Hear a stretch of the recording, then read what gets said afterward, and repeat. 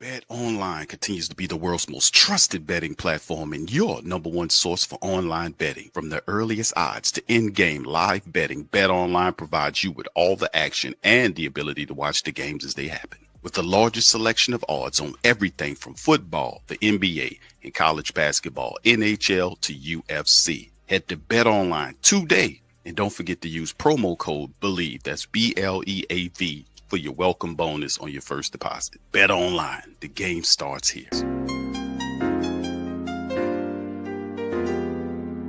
Yeah.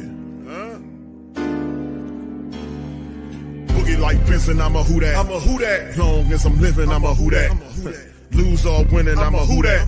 Sports Coma, yeah, this is where we do that. Where we do that, where we do that, where we do that, where we do that, where we do that. Boogie like Vincent, I'm a who that. I'm a who that. Sports Coma, this is where we do that. Where we do that. Welcome, welcome, welcome.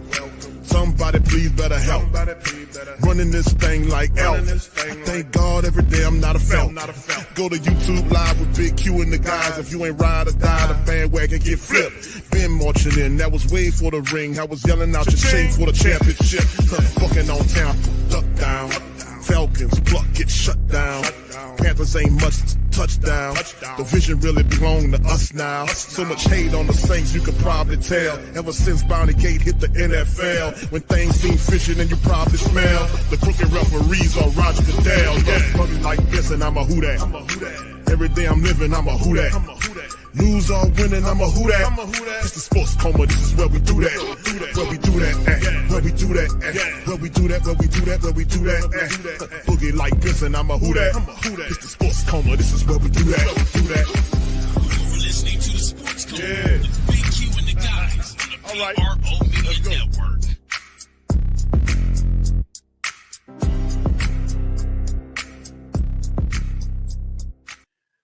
All right. Jamie says season finally over. Will Loomis finally look at the results and make the right moves or step down as GM? Find out on the next time on Dragon Ball Z. Indeed. All right. Shotgun for the Buccaneers looking. There's a throw to Mike Evans and he gets it. He picks up about 8 or 9 yards and he was upset the whole damn game until he finally got his stinking ass 5 yards. Now he running off the field. He was upset the whole game until he got it. Now he happy. So, and they dancing on the Saints right now. Saints got the ball back. The least they could have done was try to keep it away from them. I want to say Thank you, Jamie. Very much.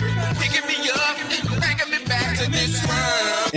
And listen, Dennis Law, Shigel Benson, them, they're all in Tampa. I don't know why they're there. I don't know why they're there. They don't travel every game with them, but they are in Tampa to watch this. So, these people are, they're out of their mind. Mike Evans was pouting this whole game. And now that he finally got it, he's happy now. He was pouting the whole game. But he got it. He got it. That's it. That's the final of the game. Thank you, Jamie. Appreciate you. That's it. Saints lose 27-19. Like Q, what happened? Fam, this is the second half of the game. This is what happened. This is second half football. The Saints were outscored 21-3 in the second half. They won 16-6 in the first half and lost 21-3 in the second half. It's halves here. They had several opportunities to do something in the third quarter, broke down, could not stop the run consistently, ultimately contributed to the Saints losing the football game. So there you go. Let's take a look at the stats right now. It doesn't matter what's going on with the Atlanta Falcons right now, who are in overtime. They most disappointingly are getting the news currently that the New Orleans Saints have lost the game against the Tampa Bay Buccaneers, which makes whatever they're doing null and void, right? Still see if you can get the win, obviously, but you're going to be watching the game along with the Saints. You'll just have some more wins than we have, right? We'll have better draft position, right? Brother Arnold says, please send Loomis to the Pelicans G League. Indeed, bro. Thank you Indeed. very much. Picking me up All this. Lauscher and Loomis, the horrible law firm of Lauscher and Loomis, has been a unmitigated disaster. Looking at the team stats, fam, for the game final, right here, the Buccaneers 20-19 in first downs. They were 10 of 16 on third downs. The Saints went 3 of 13 on third downs, 2 or 3 on fourth down, 1-1. That's disastrous, 3 of 13. Buccaneers flipped it on them, went 10 for 16. The plays 64-63. The Saints had almost a 20 play difference at halftime. Those numbers totally reversed in the second half.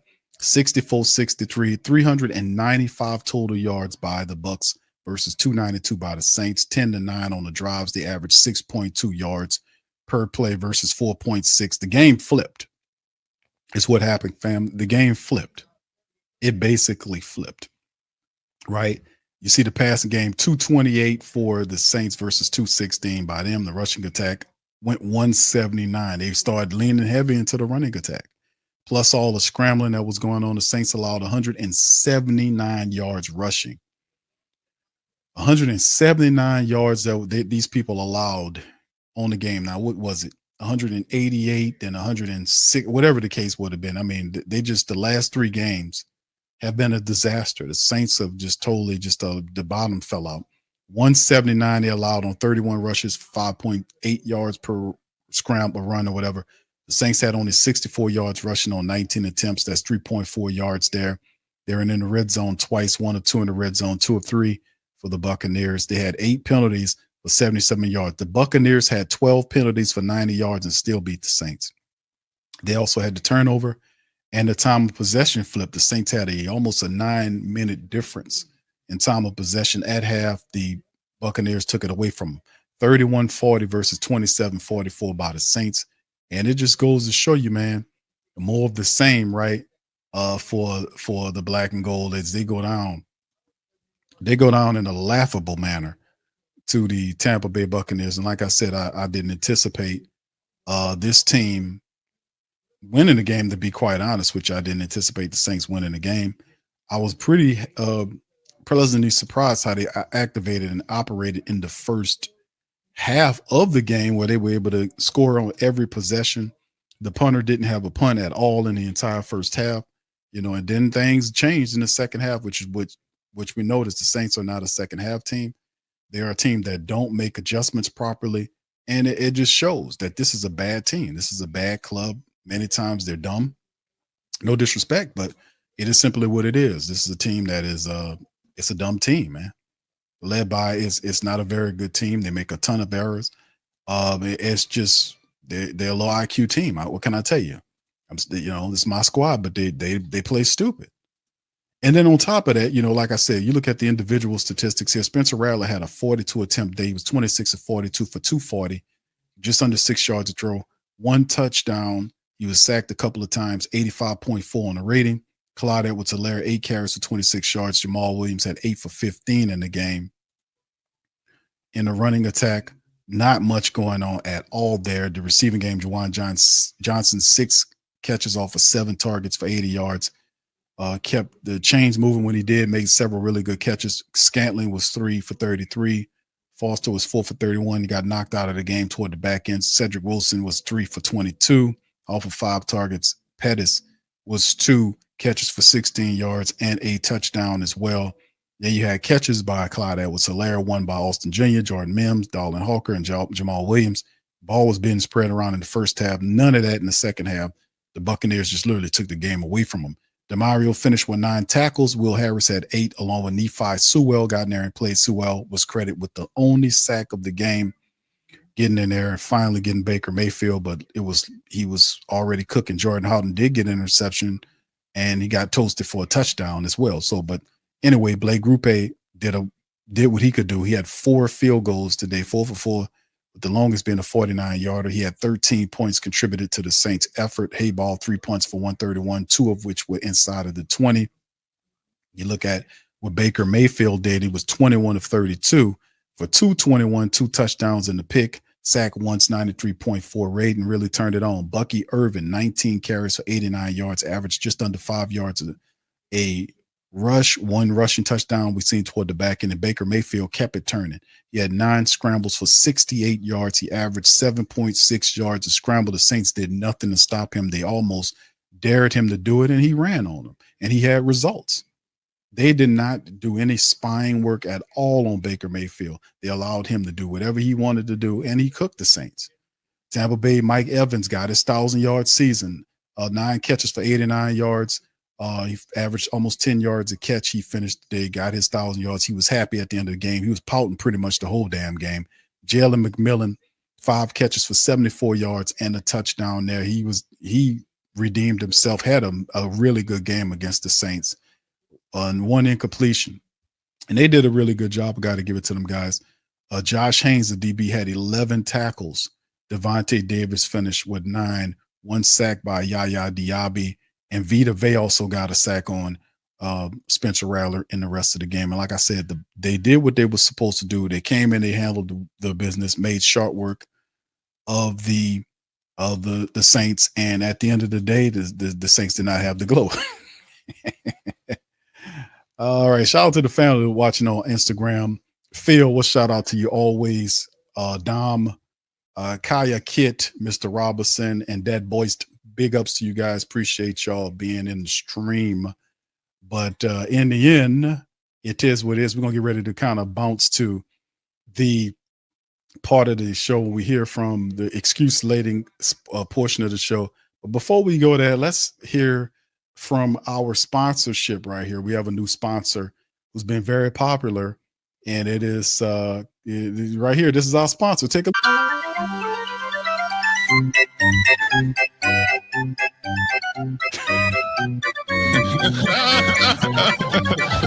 That is completely psychotic.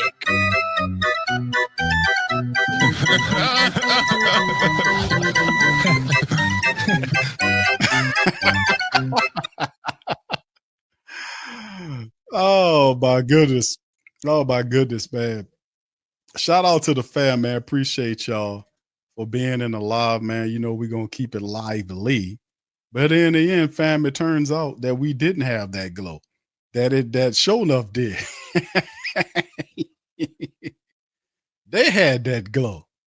They had that glow. Hold on, fam. Let me, because I made a promise to somebody here. Hold on, let me do my. Hold on here, because I made somebody a promise, man, and I have to fulfill my promise here on here, because I think what ended up happening in this situation was very ironic, because I think the Saints lost the game because we didn't have the glow, right? We didn't have the glow. The Buccaneers had the glow, but we had another glow. We had this glow. We had this glow, fam. Here we go. You can do all the things you always wanted to do. Beautiful, sexy, 1, 2, 3. Just let your soul go. Just let it shine through.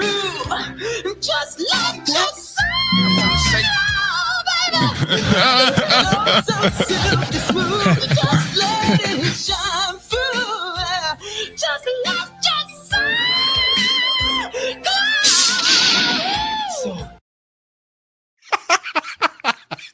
We had that shit in our eyes. That was what happened. See, they had the glow. We had the soul glow. We had all this juicy Jerry curl shit. All this was all up in our eyes, man. That's what happened. That's what happened with us, man. We had all this up in our eyes, man. It went in. All that's up in our eyes. We like, oh man, what's going on here? We had the soul glow, fam. We ain't have the glow, man. We was all kind of ways messed up today, man. And it's a shame, but it is what it is, right? It is what it is. It is what it's supposed to be. All right, Prom, shout out to you. So be prepared and safe for the next 4 years. See you later. Thank you, Prom. Appreciate you, brother. Thank you very much. Picking me up, bringing me back to this world. All right, shout out to Captain Cajun, man. Says, look at the bright side. The Saints helped the Bucs eliminate The Falcons, indeed, brother. I Thank want you. to say thank you very much. Picking me up, bringing me back to this world. Indeed, man. And they're in overtime with them right now. And the Panthers actually they actually lost. So even if the Saints were able to beat the Tampa Bay Buccaneers, the Falcons lost to the Panthers in overtime 44-38. They just lost. So even if we had won, and it's that same thing where we talk about sweep around your own front door, sweep around, you got to sweep around. That's what I told Lo. I be telling Lo, man, that's weird. I said the Whining brothers, that's the William brothers. See, I messed up there. But, the thing is, though, man, people got to understand and realize, though, fam, that I be telling, it's weird, man, because I be thinking, I was like, man, didn't I tell them people to watch out for that? Didn't I tell them to watch out? Didn't I tell them that? So I kind of had to tell Lo that, man. Oh, man, sweep around your own front door before you try to sweep around mine. That means take care of your business before you try to take care of our business, baby. And you got the business today.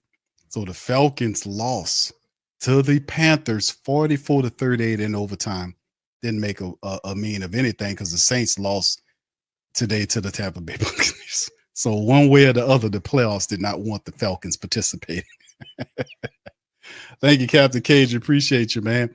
All World Trucker says John Gruden for HC. Hey, man, it makes sense to the Saints. It makes sense. They wasn't scared of John Gruden last year or the year before when a lot of people thought he was toxic. Saints wasn't. They didn't find him at all. It makes sense to the Saints because Derek Carr wants him. And besides, all we do is take in Raiders old people. So why not, right? He's the only guy that can get Carr to get the mileage, pun intended, out of Derek Carr. His best years came because Gruden was pressing on him, trying to get the must out of him. So why not? And then it's crazy because the weirdness is that John Gruden's philosophies and Sean Payton's philosophies are very similar. So why not have Gruden? It's going to put a lot of stuff out there, but this makes perfect sense to the Saints. Not you or whatever, but to the Saints. But thank you, brother. Appreciate you. I want to say thank you very much. Picking me up, bringing me back to this world. And it's just a very unique time, man. And it's the season finale. It's over with. Michael said, I appreciate the content this season. Salute to you, Michael. Appreciate you for being here, brother. Thank you, man. Thank you, Michael. Very much.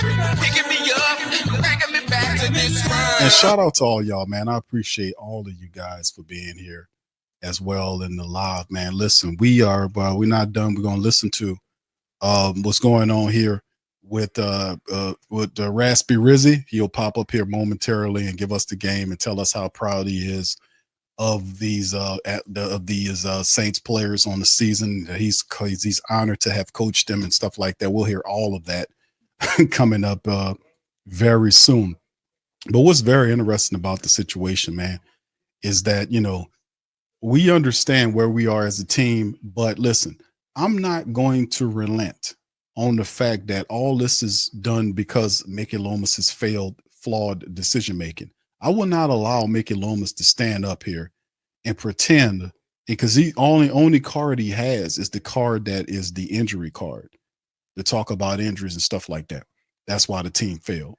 Not because of his dumbness or his stupidity. He'll never take his responsibility for it. And that's the thing. That's why I go after these guys like this, because they never tell the truth. They don't keep it real. They always pass the buck. They're always blaming stuff that's not the reasons why. Dumb decision-making is the path. These players come out here and play half a game. You know what that means, fam? That means that these players are not prepared.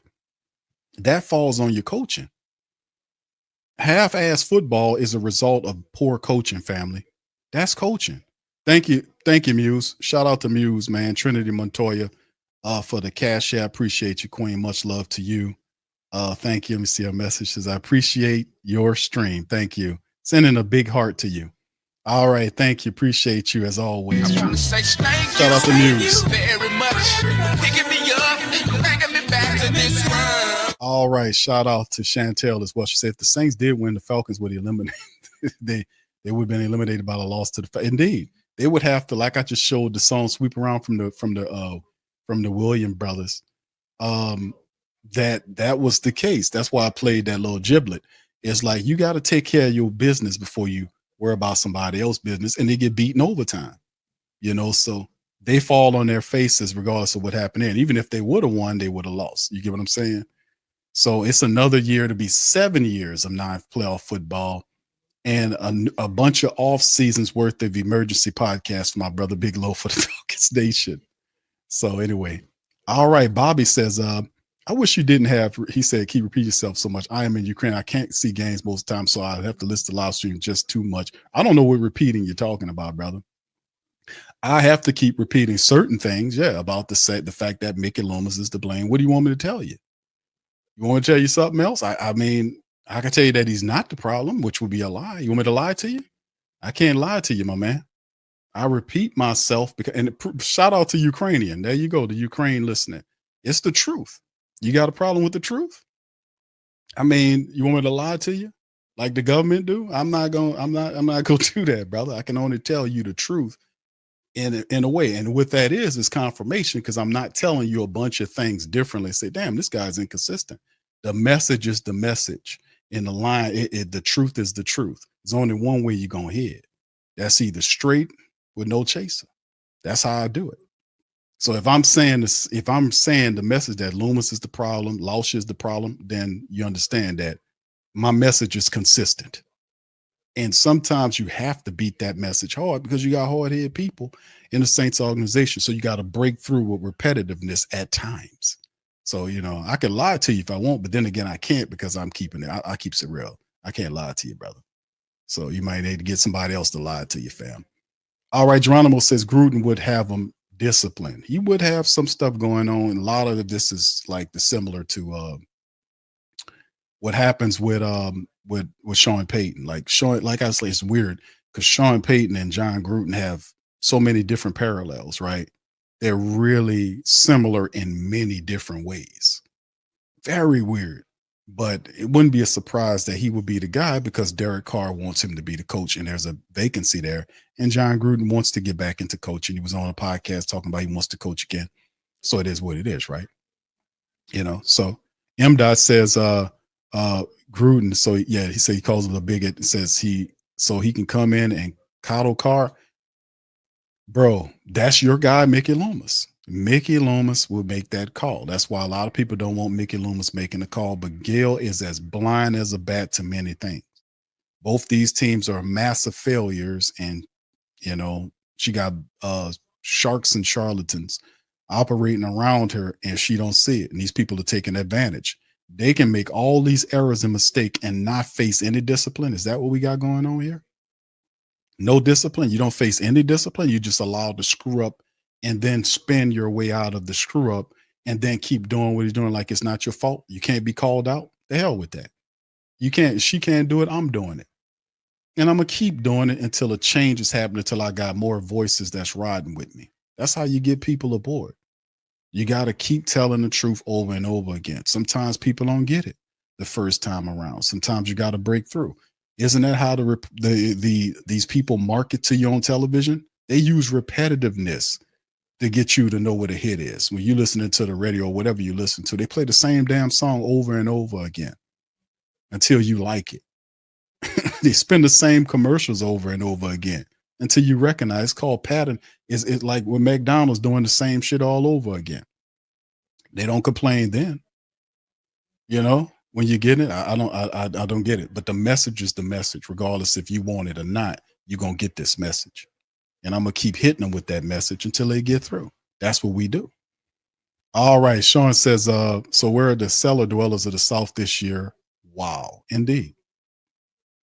We are. Yeah, it's a wild circumstance, isn't it, bro? Right now, I mean, we knew the year when you opened up as the Saints.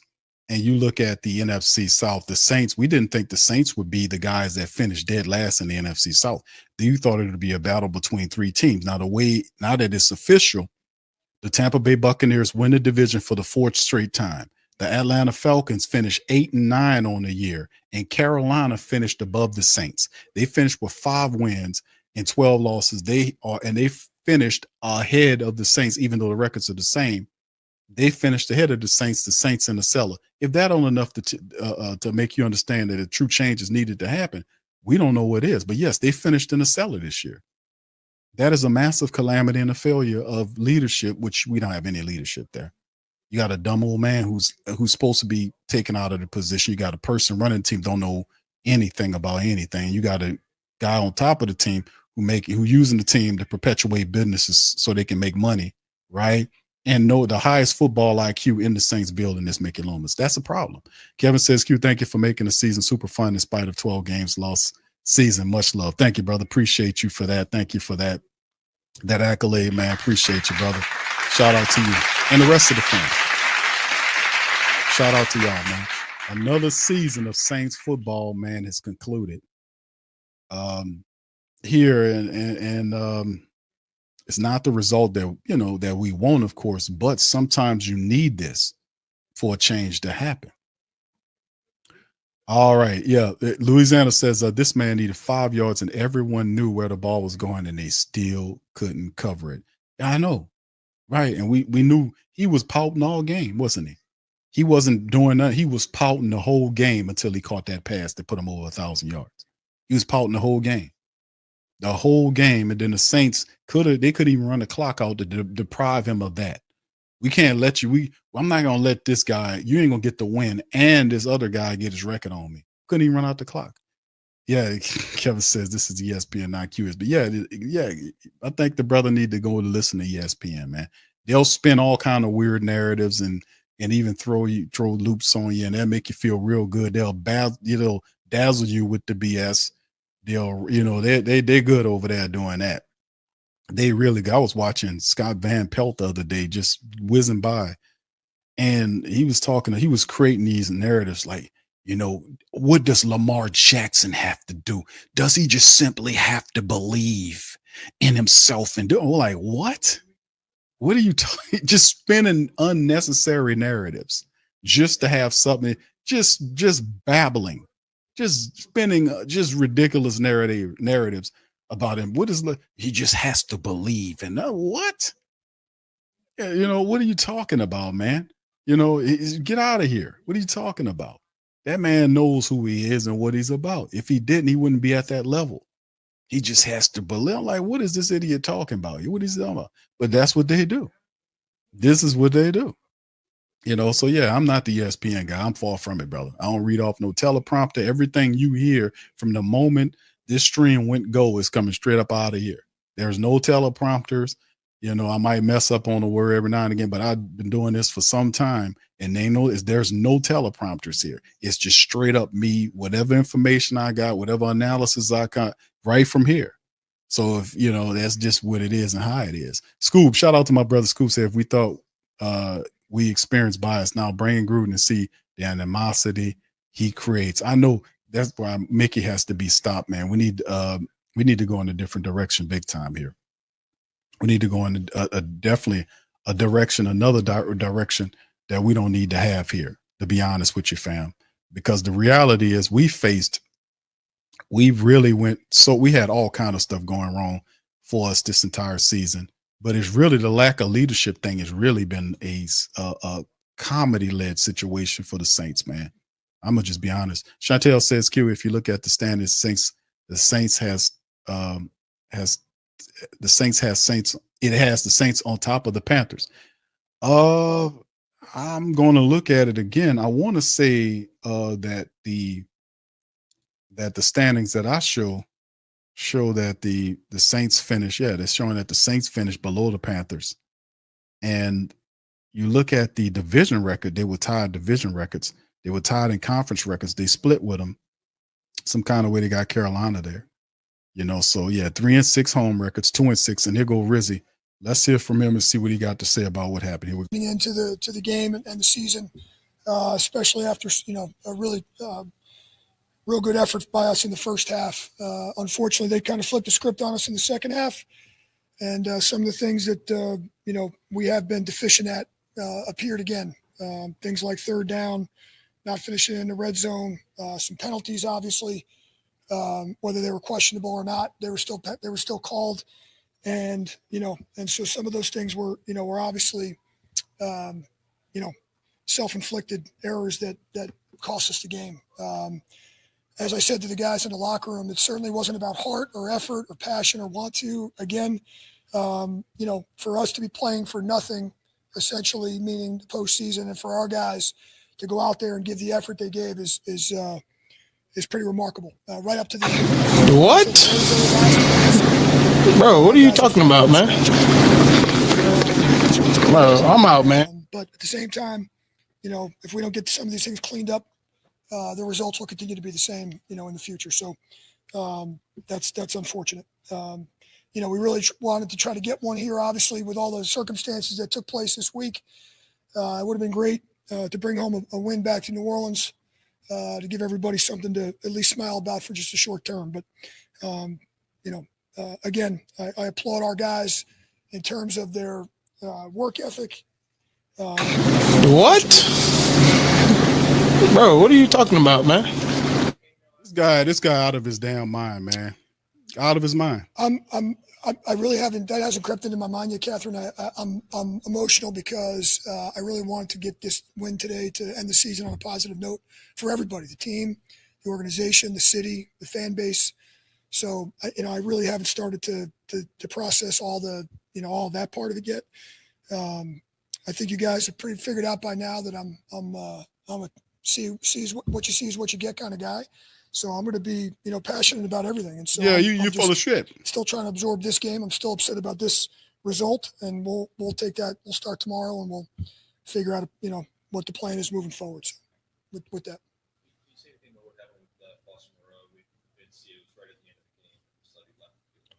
Yeah, he's dealing with a knee injury. I do not know any of the details yet. That's just way too early. But I know he got a knee injury there in that last 2-minute drill.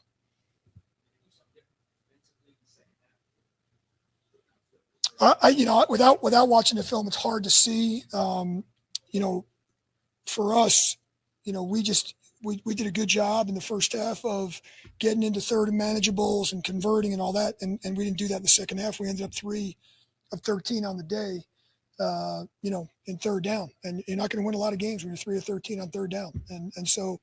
I thought we did a much better job first and second. There was really an emphasis coming in. We didn't want to get into Todd and their defense. They do a great job with their pressure package on third and long. We did not want to be in third and long. That was not where we wanted to live. And so I thought we really were doing a good job there. We controlled the time of possession in the first half. That's why we took the ball to start the game. The game was playing out the way we wanted it to play out there in the first half. That, we just couldn't get a mirror image in the second half. They went down, scored on the first drive, a couple penalties. We had a face mask.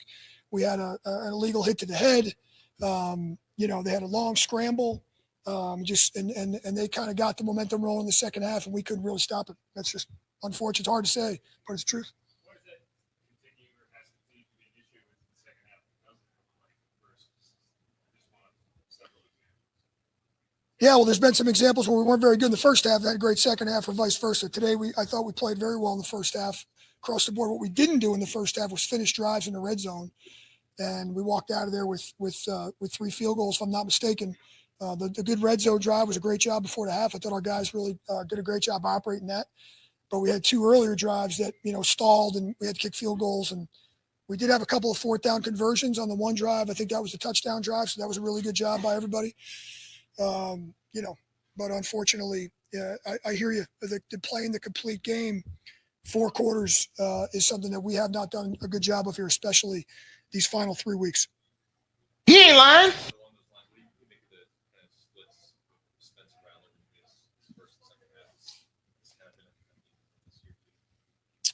Yeah, I don't know. Again, without watching the film, it's hard for me to say to put it all on Spencer. I'm going to tell you, anybody puts the film on from the first half, they're going to see a guy that played really well, came out the gate. Was delivering the ball, was on target. I know he missed a couple shots there in the second half that we had potentially some completions that we missed. I hate to say it, but you're going to probably deal with that with most rookie quarterbacks with the peaks and the valleys. But man, if he could do what he did in the first half and continue that, as I've said all along, Luke, and with everybody and this guy, is if we can get rid of the negative plays, that's going to be the big deal for us. So I didn't see a whole lot of negative plays. We just didn't have the production that we had in the first half offensively. On the MDS, the touchdown that they initially, what did you see on that play? Was it close? I did consider challenging it. I never saw a replay. They did not show it on the home screen board. Our guys upstairs that handle that stuff, they got the replay. They felt like it was never a catch. He never really had control. I saw, they were talking about his arm got pinned initially early, so they thought it might have been a PI, but I have not seen the play yet. All I saw was the bang bang action. But from everybody that I was told upstairs that we wouldn't have won the challenge. So that's the information I got.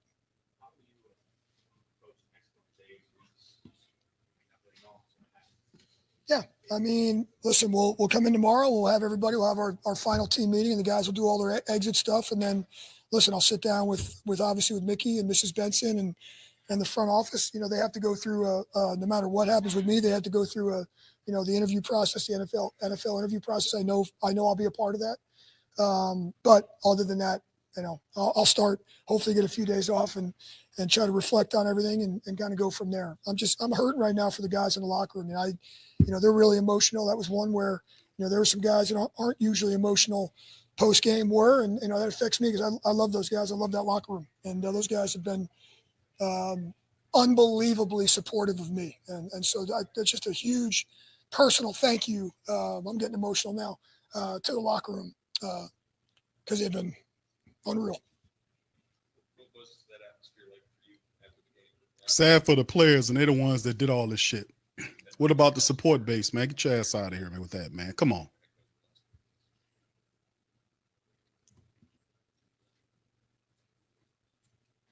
Sorry.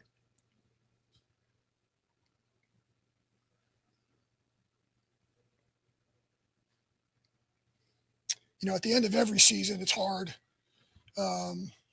Whenever it's the last game, the locker room always sucks. Unless you're the team that wins the Super Bowl, the last game sucks. So whatever that last game is, the locker room is never fun. I think this one was a little bit more emotional because of the circumstances this year, with a bunch of guys being out, a bunch of guys stepping up, the coaching change, and so it's probably a little bit more emotional than I'm used to. But it's never it's never a good scene. But those guys, I had a lot of guys say a lot of nice things to me, which I'll never forget. Appreciate it, guys. Thanks. Man, it don't matter to me, brother. I'll just keep it real with you. It to me, I'm not feeling that, man.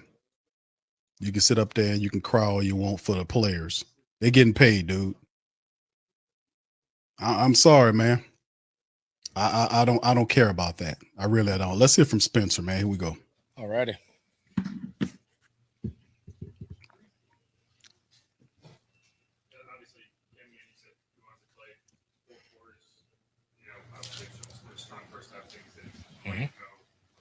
What would your assessment be? I think we came out that first drive of half, took a shot, was man, wanted to be aggressive. And I think we ran the ball and then, didn't convert on that third down. Next drive, I think defense got us a turnover. And we got a good play going. I missed the throw on third down, rolling out left, got 3 points, scored points on that. And then that drive after, we had a penalty that backed us up to 2nd and 25. And then nothing really on second down, third down. And then, just try to string it together at the end, make some plays towards the end as a group. We're in the mindset of we're going to go score, get a 2-point conversion, tie it up. They made more plays than us, I think, in that second half, especially at the end. I thought Baker just took over with his legs and, good stuff to learn from for sure.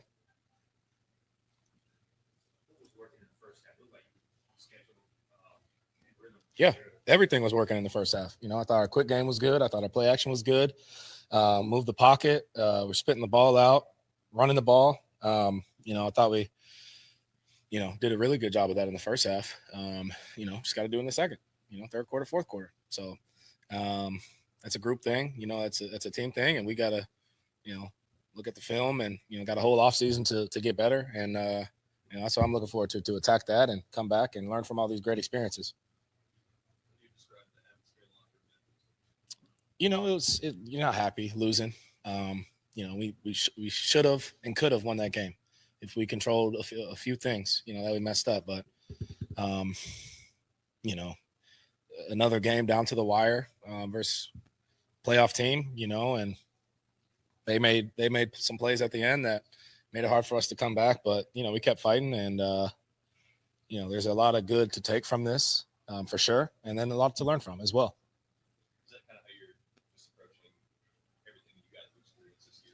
Oh, yeah. Yeah. I mean, there's a lot of good to learn from. Did a lot of good stuff. But, obviously a lot to clean up as well. Rookie year, played 6 games. Very fortunate and blessed to be able to do that. So, and go out there and battle with these guys. I mean, these guys, that O-line today worked their butts off. Running backs ran the ball, threw it to multiple different receivers, tight ends.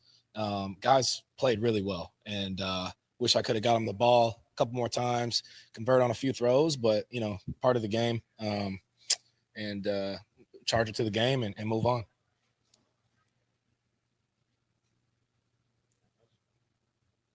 What would you, this Rizzy and this last, whatever it was, 8 weeks in terms of, obviously it's not easy for you to take over mid-season and kind of get things back on track. How would you kind of talk about that run with him? Yeah, I mean, we all respect Rizzy. He's a great coach. As a special teams coordinator, we were all cool with him. He's a leader of men, has a formula to win each week, and we just got to follow it. Really enjoyed my time with him, and I appreciate and respect Rizzy a lot. That's it. Perfect. Cool. Thank you. We'll be in with Will Harris in just a minute.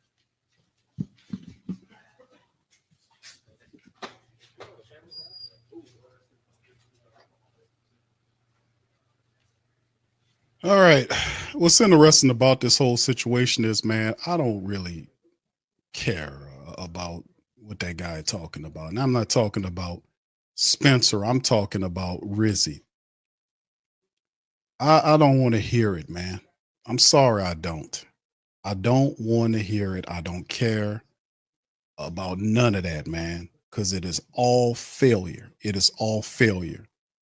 And it's disingenuous to come out and say stuff that's not true. I don't care who you trying to, it's disingenuous.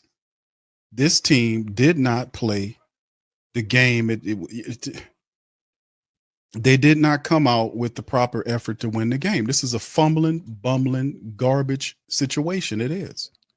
And I don't respect the lies, the disingenuous crap about, hey, it's this team. Listen, these guys came out and they worked hard.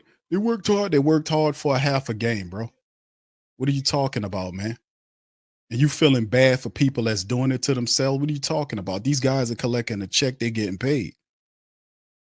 What are you talking about? The people that do need an apology is the Who Dat Nation. We're tired of this, man.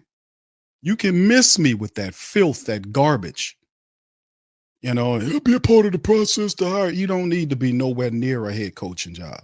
You don't have it, man.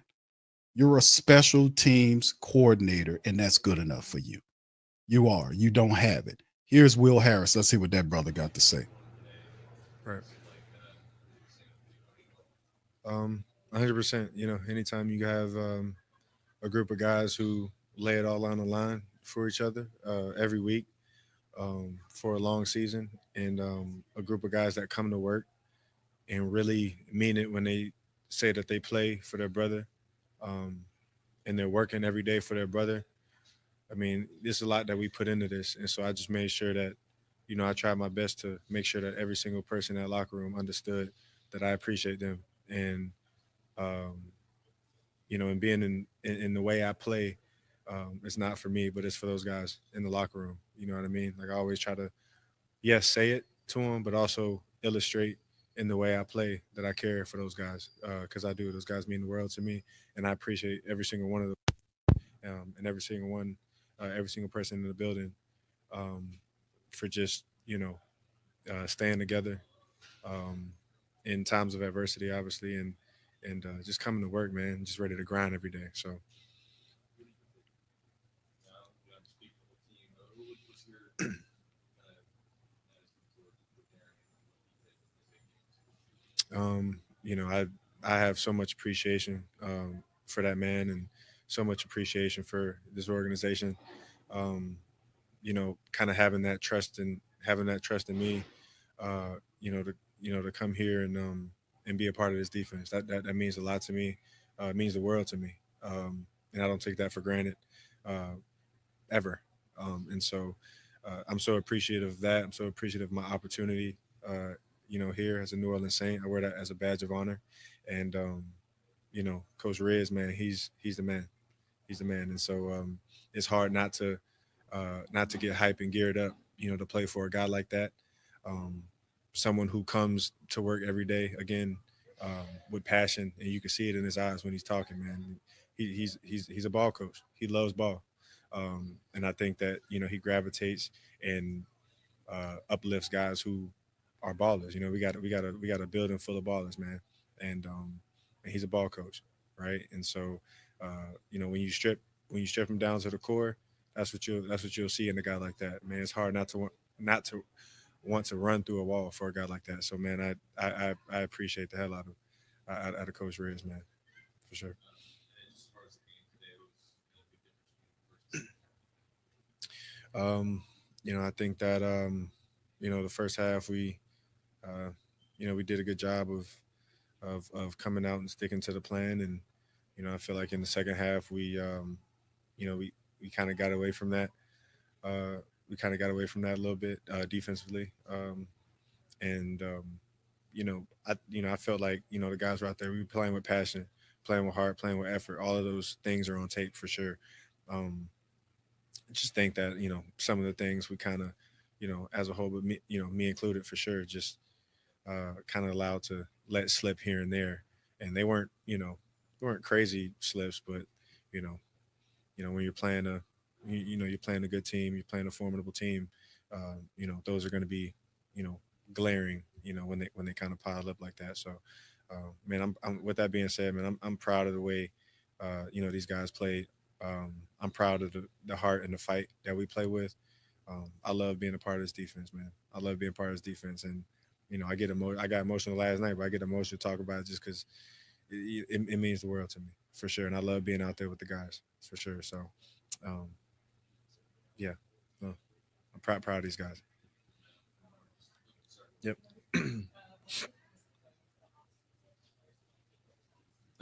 I'm sorry. One more time. Sorry. Mhm.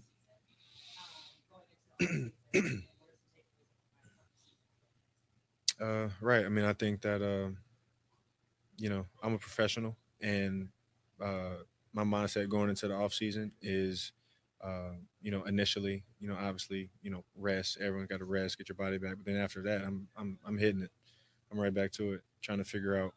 I'm watching the tape from every game. Uh, I feel like I'm my biggest critic, so I'm gonna break it down. I'm gonna try to figure out what I can do, um, to be 10 times better of a player even next year. And I'm gonna be hard on myself, and I'm gonna look in my mirror, and I'm gonna tell myself the hard truth, and I'm gonna get to work, and that's all I know how to do. My father was a ball player. I got come from a football family. That's all we knew how to do is work. So this off season, that's the plan. I'm gonna work, um, because obviously as a competitor, you know, uh, you hate to be in this situation where you're going home. So I'm gonna use that. That's just something else I could use, as fuel to the fire. So, and I can't wait to do it. I can't wait to do it. That's just who I am. So when I get home, you know, I'm take some whatever, like get some rest, get my body back a little bit, and then I'm ready to work, man. I'm ready to hit it. So yeah. So now you the Bucks in like the 1,000 yard last play of the game, just like some competitor just got it. Yeah. I mean, Hey, I mean, hats off to them. You know, yeah, the last play, whatever they were going to try to get their guy, to that milestone, and but at the same time, he had other yards in the game, and especially like a guy like that, I think we stuck to the plan. I thought we challenged him all game. I thought we was in his face. Nobody was like, I mean, look at our DBs. None of our DBs scared of nobody. You know what I mean? And so we went out there, man. We got in his face, challenged him. He's a good receiver. He's a good player. He's gonna make some plays. But all in all, man, I mean, all of that stuff is, that's kind of, none of our concern really. Our concern was making sure that, he wasn't he wasn't a huge factor in the game. And I feel like, and I'm proud of our guys. I feel like they went out there and challenged them all game. All right. Thank you, guys. I appreciate you. All right, guys.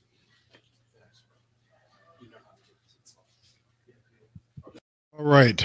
That's Will Harris, man, who as a player, I like Will Harris, and Will Harris should return.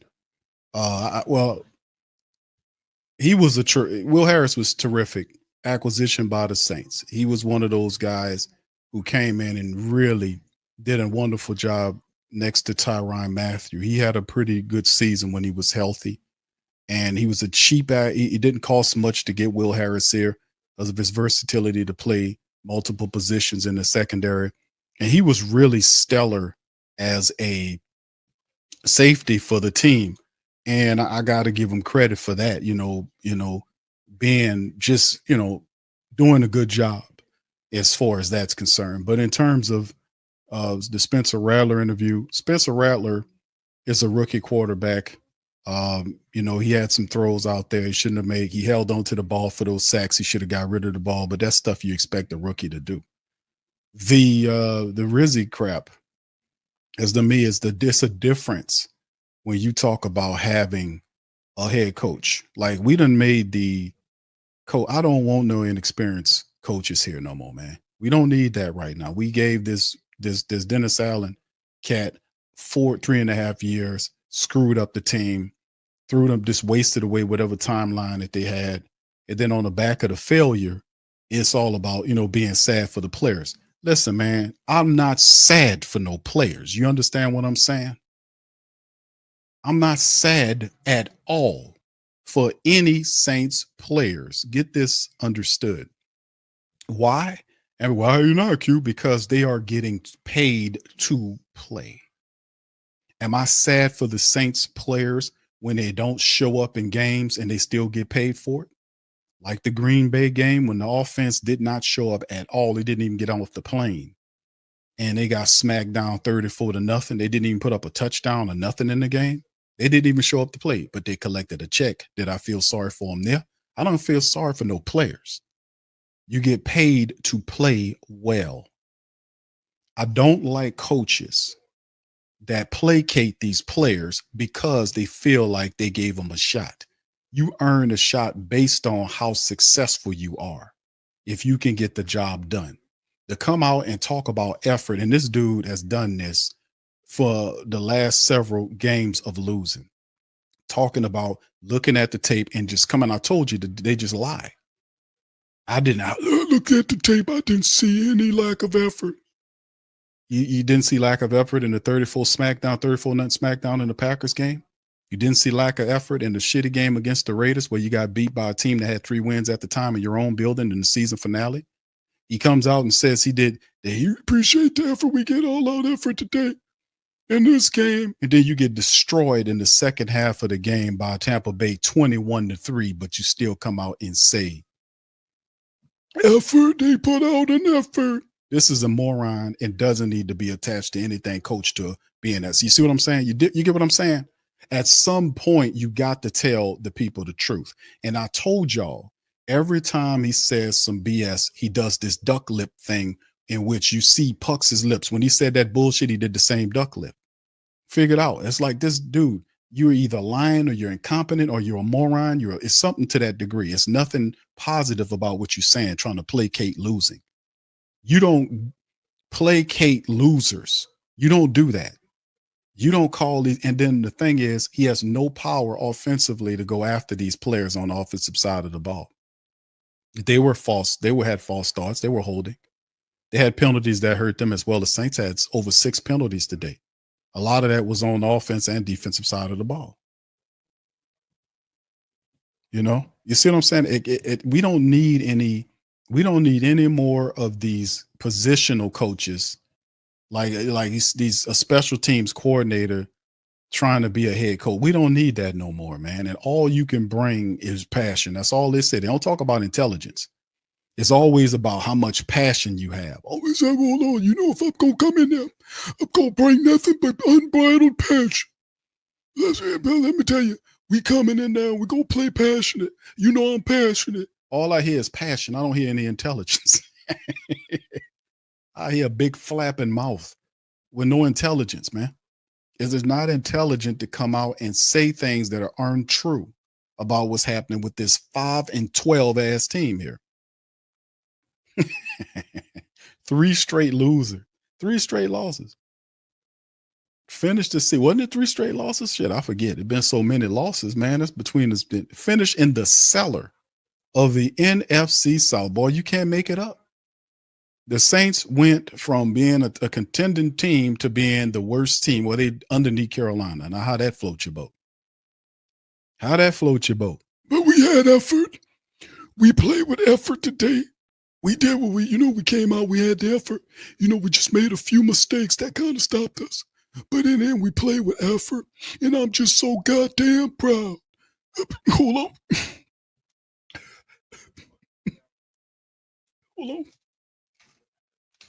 Hold on. I'm just so sad for those players. What the hell with you guys out there watching the game? But I'm so proud of these players. I'm just aiming the hell with you assholes. But those players back there, those guys back there, they stood up and they listen. They might have contributed to the losing. They played half a football in a quarter here and there. But I'm just so proud of those guys back there. I'm sad for them. The hell with your ass. Shit on you guys. But that guy back there, oh my God, I'm terrible. Man, shut up, man. Shut up. I'm not sad for no players when they're the ones that contributed to why this team is 5-12. And dumb, incompetent coaching is the reason too. Bad leadership at the top. And guys who supposed to know better, supposed to do better, and they don't check these positional coaches. That offensive line struggled. They had breakdowns in play, and these people practice several times a week leading into the game. And you mean to tell me they can't put together 4 straight quarters of play? They can't do it? And we sad for the people that doing it, that's failing? We sad for them? I'm not sad for none of y'all. Matter of fact, Rizzy, you can go and you can take all of them guys with you. We'll start anew. There ain't no keeping no people from no 5-12 team like we got a championship here. When you go 5-12 and you end the season on a losing streak, we sweeping you all up out of here. You got to go. And there needs to be shakeups at the top of the organization. Here I go repeat myself again. The hell with all that, man. It's being repeated because it's the goddamn truth. Ain't that foolishness. We sad for the players. Not sad for no players. Out of here. You need to be sad for the people that was put up to watch this the entire season. The support base that done put their money into this, that's taxpayer money going into this fiasco, this crap, this craziness, this triflingness. And they finished the season below the Carolina Panthers in the standings. They can't spin this. There ain't no spinning, no failure.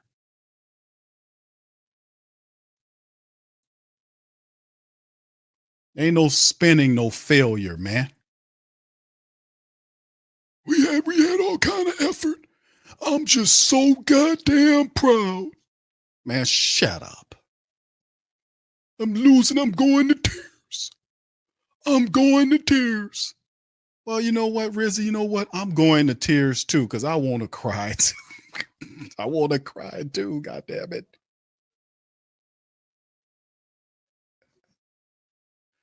I want to cry too. You hear me? My goodness. He feel bad for the players. That's a hot one.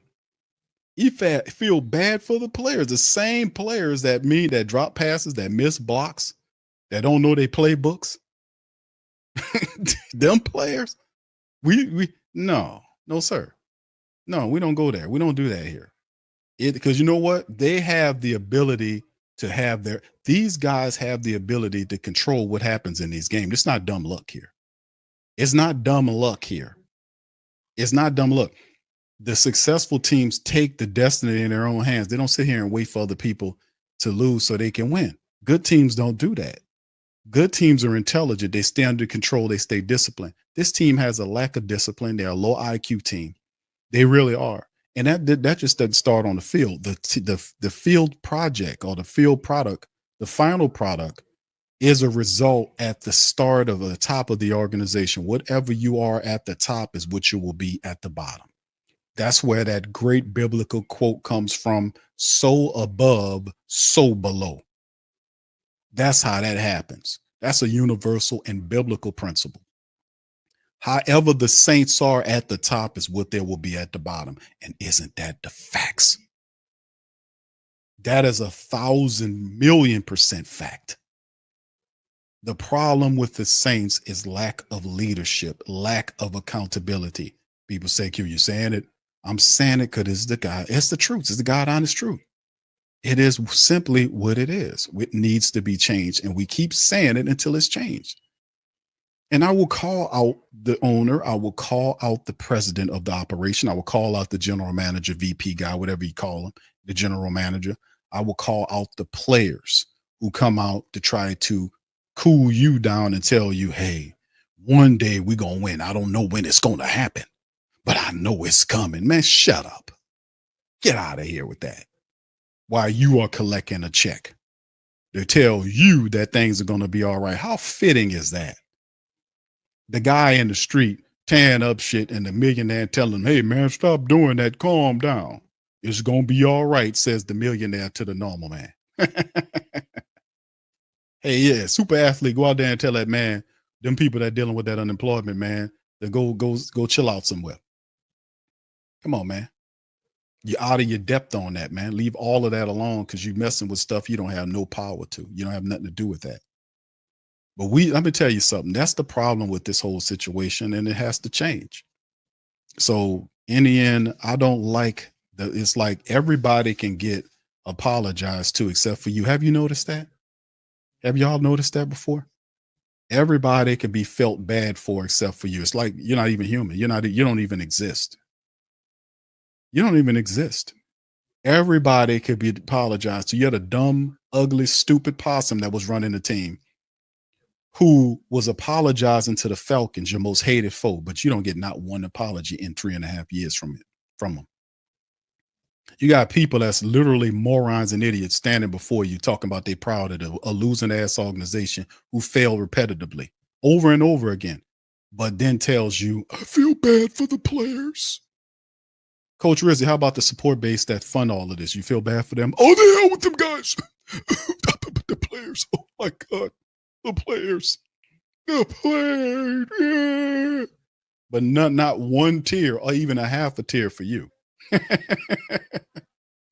Dude, this is new. This is what we talking about here. This is unmitigated truth talk, man. Enough of this. Enough of all of the placation. Enough of all of the excuse making. Enough of all of the justification of failure by using injury and any awful excuse that you're going to try to throw up in the next several weeks. Because you're going to have these people coming out the woodwork blaming injuries. Like, where your dumb ass been at? Well, you understand that happened, but everybody has to deal with the same injury monster. Everybody. The same people. You have to play under the same rules. Whatever the practice rules were, that you can only have a certain amount of padded practice, that's a league-wide rule that every team in the NFL has to go under. How do they do it and you can't do it? How are they winning and you're not winning? They're dealing with issues and injuries and everything else that you're dealing with, some more than other. But they are successful teams are able to navigate those choppy waters to success. Why aren't you able to do that? It's the question. The truth is they'll blame the injuries because they're unaccountable. The truth is that they don't have leadership. The truth is they don't have a plan. The truth is they're all about making money, and they will placate the hell out of you, and they done sucked up and made as much money they can over that Super Bowl trophy we got over 10 years ago, well over 10 years ago.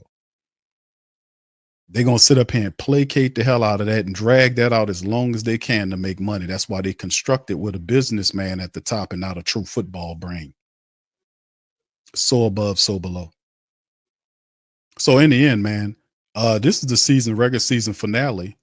And the issue is with the New Orleans Saints is I will continue to hit you and hard. And I invite more people to join me in doing it. We're going to continue to hit you. Because now is the time. If I don't hit you now, then that means that I ain't about to win it. I'm about winning. You see all these people making these excuses. Fam, do you hear these people sitting up here making all these excuses? Do you hear all these people? You hear the coach proud of losing ass team? Because they gave him some never mind the fact that it's his job to get winning out of these people and to tell you the truth. But he just happy they gave me an opportunity, and we're going to give you an opportunity to take your ass to the unemployment line. That's what we're going to do. We don't want no placators around here and justifiers for stupid, garbage, backwards football for the last 4 years, and people coming out trying to spin religion and an opportunity to coax you to supporting a team that is failing and refuses to get it right. Refuses to change leadership like they don't know what they do. You stay in a tailspin. I don't know which direction to turn. And come on, man. How we know this much about the team and they don't know it. And we sitting up here looking at the team. How they don't have that. How they don't see what you see. Now you tell me they're supposed to be smarter than you, right? Huh? They're supposed to be smart. They're supposed to be the professionals. How they don't know and you know. Huh? How they know and you how do you know and they don't know? Come on. How they don't know? We sit up here and we do, this is what we do. We know this team inside and out. How they don't know what you know. And we're looking at the same thing. How they don't know that. So in the end, 5-12, Saints in the bottom of the NFC South season finale. Fam, but it might be the season finale on football, but it's coming next week. We'll be going into the carousel. We'll be covering the waterfront. We'll be talking about it all. It don't stop. It don't stop. It never stops. It don't stop. We gonna ratchet it up and we're gonna keep coming. The draft selections the Saints been having, the high cap situation. Now you get ready for the end season or the postseason, the end of the season press conference for Mickey Loomis. With him being arrogant to the press and Dennis Allen, 98, 75, 75, all that kind of crap. Come on out with that energy. In the end, man, change is needed, bro. This organization needed, but you got a person, this woman don't even see it, man.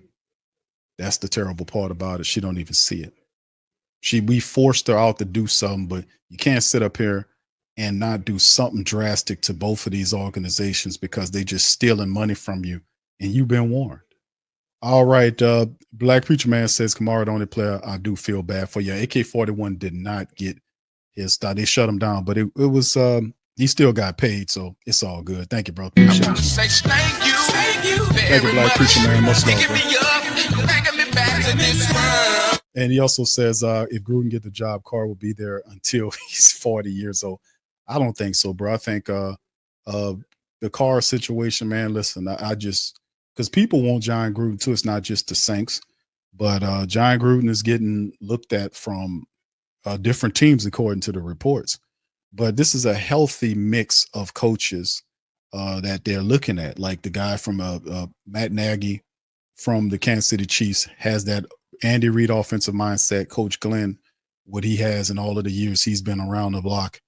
Vrabel's another guy. Gruden's another guy. But it's the thing is whether or not you're going to have these guys to deal with the restrictive measures. because Mickey Loomis is in there orchestrating the saboteur motion. He has to be dispowered in the organization. They have to move in a different direction in order for them to do that. She has to get hardcore with it. She got to pull the switch on some of this stuff, and we'll see what she does. And she got a lot to deal with because the Pelicans stink. That general manager over there needs to be fired. He's on his third coach, and actually, 1, 2, 3, his third coach. If he fires Willie Green's supposed to be fired. That'll be 4 coaches in 6 years. He needs to be fired. You can't hire these guys and then let them sit up there forever and just make bad decisions and not pay for it, and just spin narratives to escape out of accountability. You can't allow that to happen. It can't just be us calling you out. If you don't listen, we're just going to stop giving you the money. And sooner or later, you might as well do the job and fire the people that's responsible for the badness that's going on. And if you don't know how to do that, just know to go hire a firm and go and tell them what you want. They'll go do the stuff for you. They got hiring firms that do it all the time in the NFL. They go out, they do it for colleges. They go out and hire people, tell them what you want. They go look into the pool of people, and they do interviews and everything. But that takes vision. That takes somebody that's serious about it. Is she that? We'll see. It's time now. The time's coming. We'll get all those answers. So thank you, Black Preacher Man. Appreciate it. We'll see how it go, bro. We'll see. All right, a few things here before we get ready to dirk out. Mr. O says, totally appreciate your efforts, thoughts, and streams. Big Q, Saints need a new rough and tough attitudes the next 2 to 3 years. That's why I'm on, brother. Rough and tough, bro. No more foolishness, no more lies, no more crap, no more garbage, because we're not playing it. And they have to match our energy, man, for real. Thank you, bro. Appreciate the comment. All right, Saints for Life says, Olave family members are saying they want him gone. They don't want him back in New Orleans. Yeah. I'm not mad at him. Arvin says Gail got to step in and clean the front office for this mess of a team roster and coaches. It ain't hard if you know what you're doing, right? Nola says cute slick Mickey says we're not qualified. Neither is he. That's right. Jack says Derek Carr has been exposed twice now. Nobody gonna take a bite out of that except Mickey Lomas. Is stupid. He set it up, bro.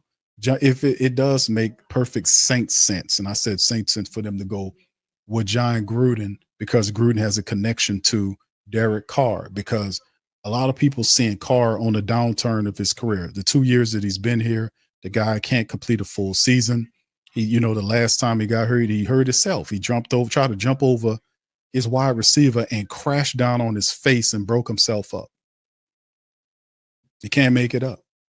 So, I mean, he was trying to make a play. I'm not mad at him, but it's just, golly, man. It's a smarter way to make a play. But it is, it's this Carr debacle has been an unmitigated disaster for the Saints organization. It really has. It's no way out of that. Arvin also says we need to get a new head coach because I don't see anyone who would be willing to come to New Orleans. Bad players, bad coaching, incompetent front office. Mad Drum said, I really don't see any players from the draft wanting to go to New Orleans. I don't see a coach wanting to coach in New Orleans as long as the Tops are still doing this. Derek says Olave needs to earn his stripes before his family can come demand and shit. He need to be a big boy and get with the NFL program. Mr. O says, yeah, Gruden might be a bad decision because of Carr Hayner. Rattler will never see the field. I don't know about that. I think Rattler would see the field. I think Jake Hayner, regardless of Gruden was working with him or not, that still wasn't good enough to get him above Spencer Rattler. Spencer Rattler actually went in there. Jake Hayner could never have done what Spencer Rattler done in the game against the Tampa Bay Buccaneers. Spencer Rattler was going against a playoff team. The Tampa Bay Buccaneers are the NFC South division winners for the 4th straight year. They are a playoff team, right, with an established veteran quarterback who is having a really good year. And Spencer Rattler went toe-to-toe with that guy in there for many stretches of the game, despite the fact that Spencer didn't even have a running attack. Because we forget that.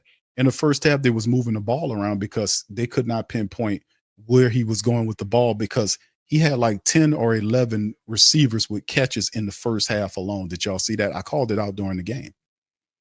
He had 10 to 11 receptions to people all over the field. He was fanning the field, finding whoever was open. It's difficult to defend that. But had they had a running attack that could have went along with the Saints able to, gain a little pace, eat some clock, things could have been probably a little different, because it went away when the Buccaneers decided to literally start putting pressure on Spencer and the Saints just kind of went away with the rushing attack. It just couldn't mount. It's what I said in the previous stream. The Saints have to manufacture a running attack, and they didn't do it. They could not do it. They could not do it, and they put all that pressure on Spencer, and he didn't have a bad game. He stood in there and he made plays. He had 40-something attempts. He threw for over 240 yards, and he did a decent job against a playoff team. But it can't just be him by itself. It has to be a running attack you can balance off of, and they didn't give him any running attack. Nothing consistent anyway. And the Saints didn't make adjustments in the second half, led to the loss. Obviously, this is what they do, right? Pelicans Nola says, Gail can hire me and I will give you Avery Johnson basketball and Peyton Manning for football. I don't know about Avery Johnson. Peyton Manning could be an advisor. I would go for that, not a coach, but an advisor. Sleep says to be honest, pressure needs to go on Mrs. Benson publicly, or it's time for her to sell and enjoy that money. Indeed, bro. If you can't do the job right, get from up under the team, right? Say for life, unfortunately, Loomis is so stupid putting out there that he wants certain coaches retain their right there is already setting up the team for failure. It's the same thing David Griffin did when he hired Willie Green. Nobody wanted to take the head coaching job except for Willie Green, who knew that he had no head coaching prospects nowhere else. So he sold his soul and took the deal. That's what he did. So he took the deal. He took other coaches that he probably never worked with before onto his staff. He had some limited amount of success, but when the chips were down, he was forced to produce, and he can't because he has a limited philosophy on a lot of stuff, and he is not a head coach. He's not head coach material. When the chips are down, the guy is coaches constantly break him down. His philosophy is flawed. He can't even coach defense consistently, and his team doesn't play full 4 quarters of football or basketball either. So it's kind of a mirroring thing going on right there. So what he's doing is simply what David Griffin did with the Pelicans several years ago. You see, they're just using the same thing. That's stupid to do that. You don't want no part of none of these guys. I like Joe Woods and I like these other guys, but listen, there are other guys that are better. The next coach that comes along, they're going to have other coaches that are going to be better than the ones that we have here.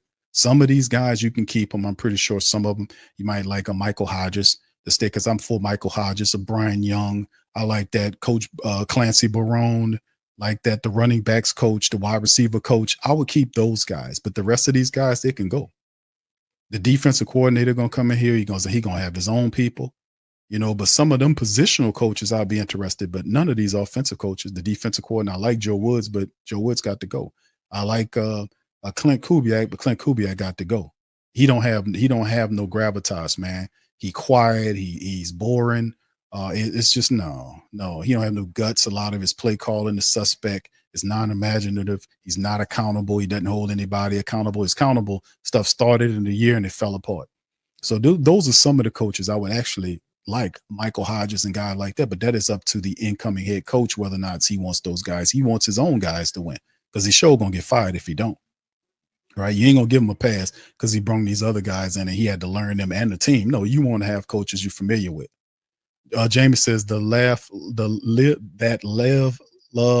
says that live, love, laugh. I keep messing this up.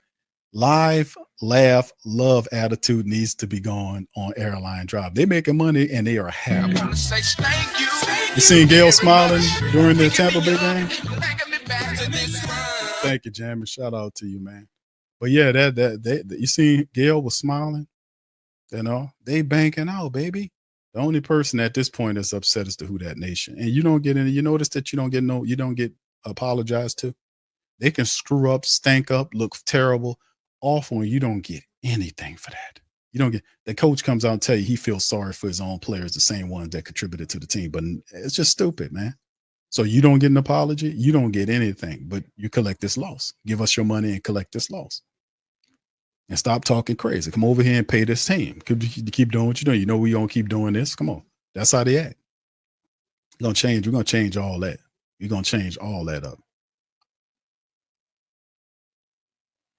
No, he is not. Yes, sir. He showed a lot there, man. He showed a lot. But the whole thing is it's a culmination of the entire year. Like you look at him, you had an opportunity because you look at the long game, like how you behave during the game, like not knowing your personnel correctly, that type of stuff. These these failures and then not calling out these players. The guys are not doing what they're supposed to do, getting them off the team. Ali Udo stayed on the team the whole year. He shouldn't have been on the team. They had several players that should have been gone, and other players should have been developed that should have been here. It just didn't. They just did not do enough to fix the team because you had more than just shifting. The only thing Rizzy did was when he came in as demoted Ty Grantham and put Brian you over the defensive line, which worked for a little bit until it didn't work. You know, he didn't do anything with the offense. He was literally scared of the offense. Didn't even go over there. Whatever they said, he let them do it. That's why he's a failure, and he doesn't need to be back here in any capacity talking about coaching nothing. His resume is weak, and we don't need that. We need somebody here that understands at a higher and grander level how to keep people accountable. And Mickey Loomis is the one instituting that search. You might have some problems. So we'll see how it goes. But anyway, fam, listen, man, I'm gonna cut out on that. I appreciate all you guys for being in the stream, man. Wish we had a better news today. The Saints would have collected a win, but in the end, all the Saints did is fulfill, what is it, the third straight loss of the season. They end on the losing note. Loss at home, the game finale, lose on the road. The Buccaneers they secured the fourth straight NFC South crown. Atlanta also lost to Carolina, and Carolina is finished with the third best team in the NFC South. The Saints are in the cellar. The Carolina Panthers have much to build on going forward. So do the Falcons, despite the fact the Falcons lost. They can look ahead knowing that they got a rookie quarterback that's going to be good. Carolina's the same way. The Tampa Bay Buccaneers is what they are. And New Orleans Saints is a team that's looking at themselves like, man, what are we going to do? You know, we'll see. So a lot of these guys don't need to be here anymore. They really don't. Jamie says, why did Pete Kubiak, there you go, Pete Kubiak do that? He says, what did Pete Kubiak do that would make the team want to? I know. Clint Kubiak or Pete, yeah, you're right. Pete Kubiak or Clint Carmichael doesn't need to be on this team, bro. He didn't do anything. I'm just keeping it real. He didn't do anything. He didn't show that he even deserved the head coaching role or nothing. He let him take his ass back out there with Shanahan. Go back to Shanahan. That's what he's gonna do. Let him go back out there with Shanahan up under him, and he'll sit for a couple more years until Shanahan steps down, and then again he might take the job after that. But he just don't have his temperament, man. He got a melancholy. I don't want him to be stupid, over passionate, like to a point where you're just a raving lunatic like Rizzy. But at sometimes, you know, we need a lot more of our offense out of our offense than what we was getting, and he had some really good players, and it just didn't work. We couldn't get it. They just looked awful. All right, shout out to my brother Scoop. Salute to my brother Scoop. Thank you, bro, for your support. Much love. Gail never speaks, bro. She's not gonna speak about football. You hear from Loomis and the rest of those guys before then. All right, what's up, JP? What's going on, my brother? He says, dear Gail, you cannot trust the arsonist of the current dumpster fire state of the franchise with the rebuild. Fire or reassign Mickey Loomis now. Shout out to you, my brother. Shout out to my dog, JP. You're right, sir. Much love. Derek says, no Nate Shepard. Colin Saunders been biggest fan bust, honestly, more than Chase Young. Yeah, lines need help. People talking about the skilled players, fam. I said, listen, focus on those lines. When they're doing that mock draft, don't get caught up in the wide receivers and tight ends and all that kind of stuff. You need to build that offense and defensive lines. That is where your problem resides. You cannot run the ball. Even when you had your starters in, you couldn't run the ball. When they had all those guys together, two games ago, when they was together and they finally came back for the two or three games they were together before they started getting hurt again, they weren't even running the ball then. What was the problem then? You had the starters. That's what they was telling them. Well, we can't run it which is stupid in its own like. But what happened there, you know? So, I mean, it's stuff that needs to happen. It needs to happen right away. You know, you have to, from a defensive and offensive line standpoint, those lines, them inner lines needs to be retooled. The defensive tackle spots, that needs to be worked on as soon as possible. The inside line position, you talk about with Q, we got Eric McCoy. Listen, fam, McCoy is breaking down. He's breaking down. He was hurt several times this year. The last year, he looked like crap too. Y'all remember? Used to name, I was calling Eric McCoy. What was I telling McCoy? McCoy Landscaping or something like that. Eric McCoy had a landscaping company. He must have, because he spent more time in the turf than anybody I ever seen playing football. He was always on the ground, to the point where I was saying a man doing landscaping or something. He on the ground all the time. He had a crappy year last year. This year he can't stay healthy. And listen, he breaking down. So you're going to have to find somebody at that center position anyway. You're going to have to find a left guard, because Lucas Patrick is a backup. He's not a starting level guy. He kept getting broken down too. You got to have somebody at that guard position. And Cesar Ruiz you need to go somewhere else than Cesar Ruiz, because Cesar Ruiz is a bust too. Now, hold on, Q. Cesar Ruiz? Yes, Cesar Salad Ruiz is a bust, because he always gets beat. He gets pushed around. He's out of position. Look at the tape. Caesar Salad. He had one good year when he got that money. Everything after that was absolutely mid-tier at best. Cesar Ruiz gets beat. He gets pushed around. His name is Cesar Salad Ruiz, because that's what he is. It's just so like I said, that interior line is garbage. That's and the backups are awful. Ali Udo should never have been on this team. He was a unmitigated disaster and should have been released several weeks ago. That the Landon Young dude, his time is up on Landon. He did decently today, but Landon Young has been a guy we drafted. He didn't pan out, and it's time for him to go. The other guy, we have Shane LePew, like Pepe Lemieux, whatever. He might as well rename him LePew, because he stinks. His game was garbage. He gets pushed around, doesn't know what to do most of the times. And the Saints had Connor McGovern, the guy they picked up from the Jets, who was better than Shane LePew, and put McGovern in the street for LePew. I don't get that part of it. But in the end, the Saints backups, and I'm giving it to you real, the Saints backup offensive linemen were garbage, terrible. The Saints are starting 5 guys outside of the first 2 weeks of football. They could not manufacture any more dominant performance. Well, how were they able to do it in weeks 1 and 2? Because they got enough film on you to know what you're doing to break you down, and you had no counterpunch. Simple as that. How they did it in weeks 1 and weeks 2, Q, easy. They got enough film on you and knew what you was doing, and then you didn't have nothing that you could go to counteract that. Just like today, when you fight and you're fighting, and they're hitting, they're wailing on you. If you don't have an adjustment or a counter punch, you out of here. The Saints don't have a second level or third level to go to. They don't have that. When teams adjust, the Saints just die. They can't, and this is the truth. So I would call, and we talked about this during the stream about Colin Saunders. I like Bink Saunders. I like him a lot.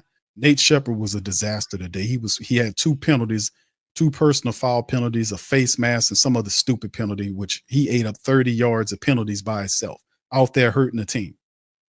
You know, he can't consistently go out, and he's a rotational defensive tackle at best. Those 2 guys aren't better than what we had prior, which was David Onyemata and Shai Tuttle. They're not better than Shai Tuttle and David Onyemata. They're not. We need to find some people. We got Brian Brissy there. Brian needs to work on that, being better run stuffer, and he needs to work on that.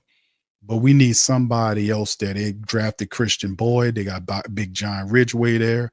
But still in all, you need to get somebody that's unmovable, an unmovable force similar to a Vita Vea or something like that. You need a big guy in there that you run up into him, you just stop. You know, Jerry Ball type dude that just don't move. He just clogs up 2 blockers and frees up everybody else. You need a big guy like that. A couple of them that eat up space. You know what I'm saying? It's not difficult. It's not complicated.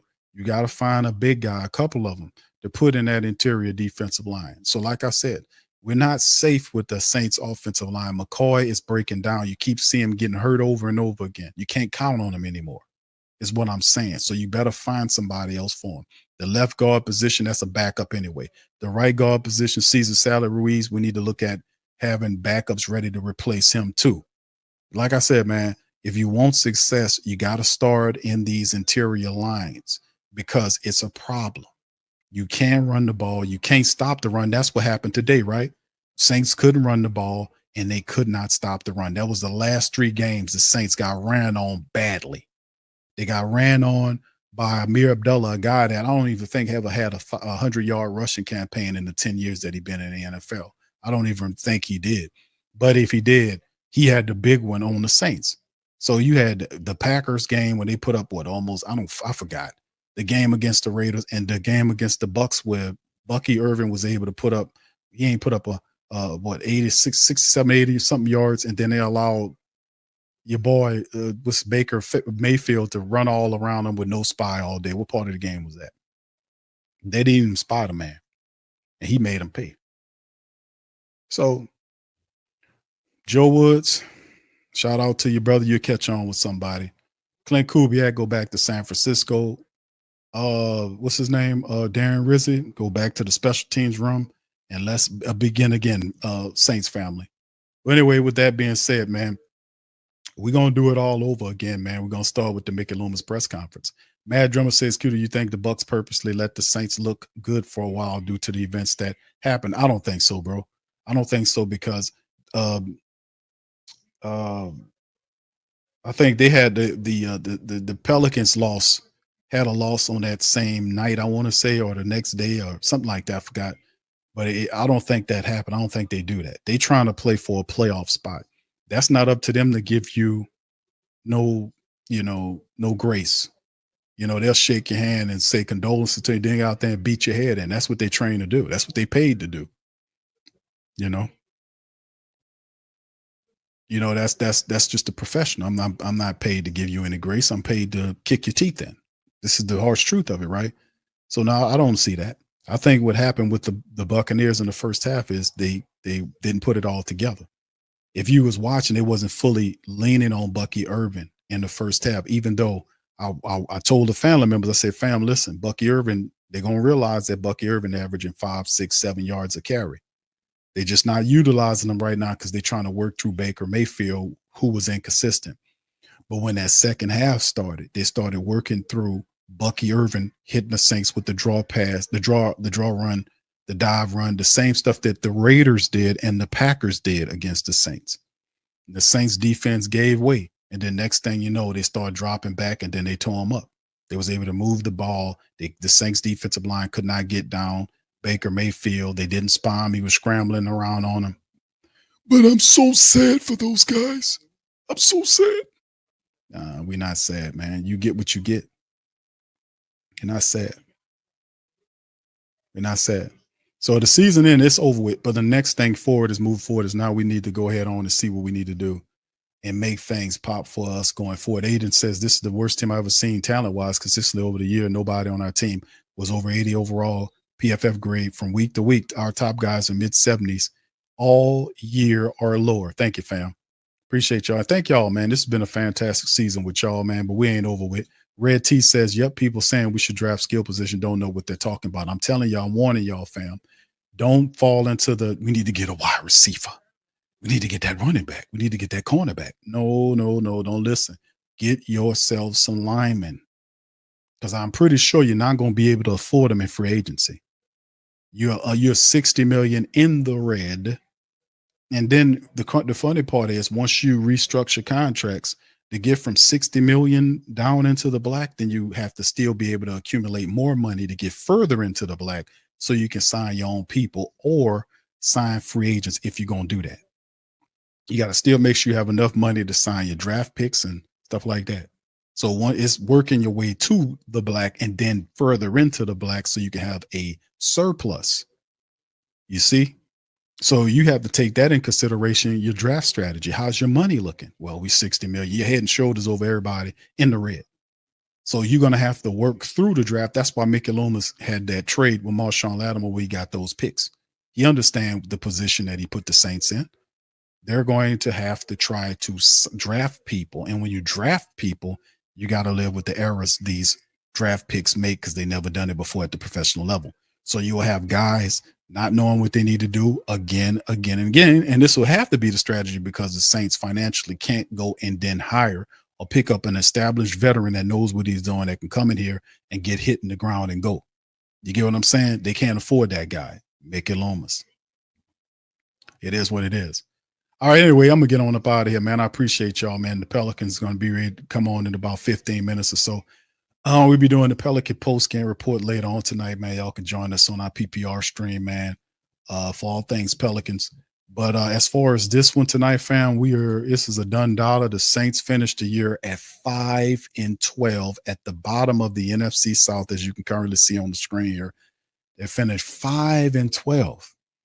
In the cellar of the South, the Carolina Panthers are over the top of the Saints. Isn't that something? Isn't that something? But anyway, man, listen, this is where we need to be. And now, my family, the fun can begin. The fun can begin starting next week. The fun for the off season starts. We're going to see what they do. All right. So anyway, I'm going to holler at y'all, man. Much love. Y'all hit the like button for me. Hit the subscribe button if you did subscribe. Shout out my Instagram family, the rest of the families. Listen across the platforms, Twitch, Kick, and the rest of the platforms. Shout out to you guys. Y'all hit the like buttons where y'all are. Also, do us a service. Hit up our sponsors, man, in the description section below. And check out Mint Mobile. They got all kind of great deals going on right now. Check them out. Teach Henley, Bet Online. All the links for our illustrious sponsors are in the chat below. And supporting them supports the stream, helps us out. So with that being said, man, we'll see you on Monday stream. Y'all be looking out for that notification on so a new notification will be sending out as well. Much love to y'all. Who dat? Peace. Yeah. Boogie like Vincent, I'm a who that. I'm a who that. Long as I'm living, I'm a who that. Lose or winning, I'm a who that. Sports Coma, yeah, this is where we do that. Where we do that, where we do that, where we do that, where we do that, where we do that. Boogie like Vincent, I'm a who that. I'm a who that. Sports Coma, this is where we do that. Where we do that. Welcome. Somebody please better help. Running this thing like Elf. I thank God every day I'm not a felt. Go to YouTube Live with Big Q and the guys. If you ain't ride or die, the bandwagon get flipped. Been marching in, that was way for the ring. I was yelling out your shade for the championship. Bucking on town, duck down. Falcons, pluck, get shut down. Panthers ain't much touchdown. The vision really belong to us now. So much hate on the Saints, you could probably tell. Ever since Bounty Gate hit the NFL, when things seem fishy and you probably smell the crooked referees or Roger Goodell. Money like this and I'm a who that. Every day I'm living, I'm a who that. Lose or winning, I'm a who that. It's the Sports Coma, this is where we do that. Where we do that, where we do that, where we do that, where we do that, where we do that. Boogie like this and I'm a who that. It's the Sports Coma, this is where we do that. You're listening to the Sports Coma with Big Q and the guys on the PRO Media Network.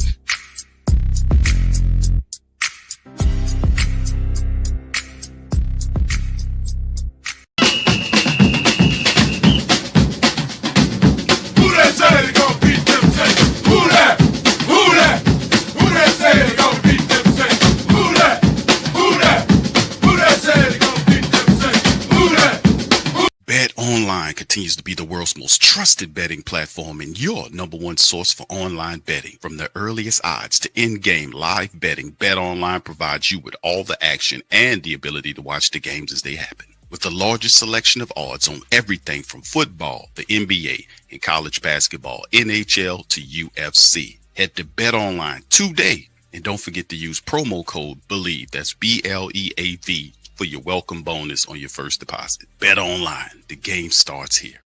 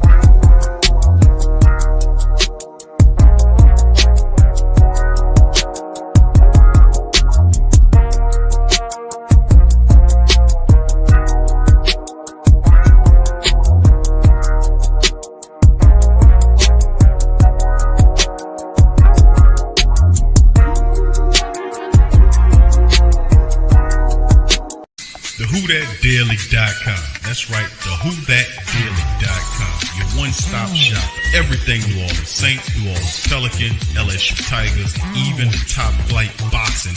So if you're a Who Dat and you're looking for a place to stay up on your team, WhoDatDaily.com is your site. The WhoDatDaily.com for the sport Who Dat in all of us.